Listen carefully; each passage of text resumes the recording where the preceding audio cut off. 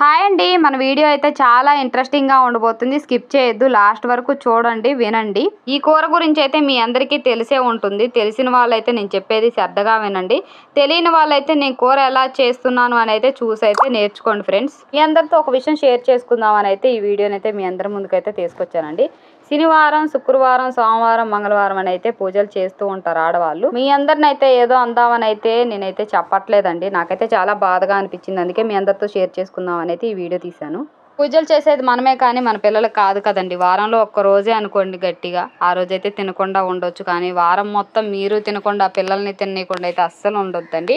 అది అందరికైతే చెప్పట్లేదు, ఇలా పిల్లల్ని పస్తుంచే వాళ్ళ వరకు అయితే చెప్తా ఉన్నాను నేను. మేము కూడా బుధవారం అయితే నీచి తినమండి. అది వారంలో ఒక్కరోజే అనమాట. అయ్యప్ప స్వామికి అయితే మొక్కుకున్నాం. బుధవారమే పూజ చేస్తావా అని అయితే అనుకోవద్దు, వారంలో 4 రోజులు అయితే పూజ చేస్తాను నేను కూడా. సరే కానండి, మా ఈ చిన్న వీడియో నచ్చితే ప్లీజ్ సబ్స్క్రైబ్ చేసుకోండి అబ్బా. బాయ్.